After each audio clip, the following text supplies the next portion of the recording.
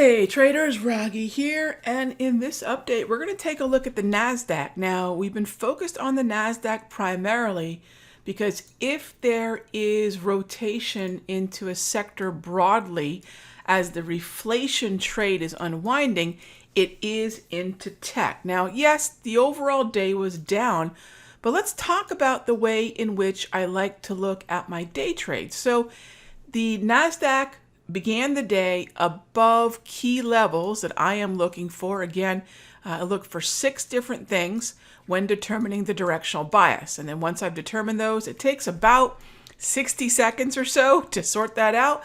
Then I have a whole lot more confidence about whether I am going to be primarily or a buyer or a seller. So this is what happened today.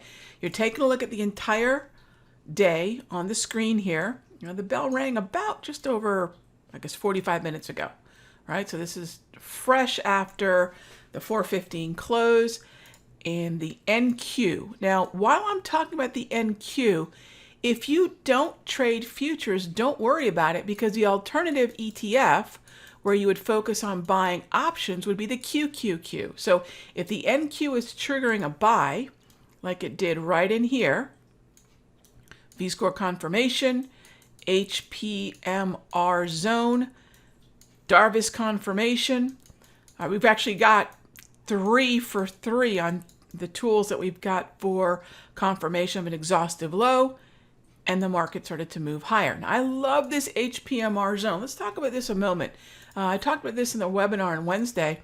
This is a volatility tool, right? Now, most of the tools that I use are of my creation because, well, there weren't tools that answered the questions that I needed answered by looking at the market in a 4-factor way. We have, of course, price, time, volume, and volatility. And so time is kind of getting close to the end of the day. So time-wise, this wasn't awesome. All right, but as far as price, check. Volatility, check. Volume, check. If there's anything that I did not like about today, and I would be a little bit more cautious and play with smaller size, it would be the time that this trade was firing. All right, so I've shown you what works, what I need to be cautious about, and the way that the tools stacked up. All right, well, that was the buy. You can go with QQQ calls or the NASDAQ futures. And we looked for the market to continue to move higher. And it went right into, take a look here, V-score, Darvis. And that was basically where we're looking to scale out. Now, if you're looking at the time of day, you're thinking, I don't really want to deal with options expiration going into the close. No problem. Get flat up here. But this was simply the directional bias on the NASDAQ, pointing to focusing on a long. The long was confirmed by the 4 factors. This was in front of the time cutoff, so I'm not breaking the time cutoff. It's just a little closer to 11:30 that I would like, but nonetheless, 3 out of 4 ain't bad, and that's the way the NASDAQ triggered a buy today, V-score to V-score, and that's how I ended my week. I'll see you all in the next update. Hey traders, Raghee from Simpler Trading.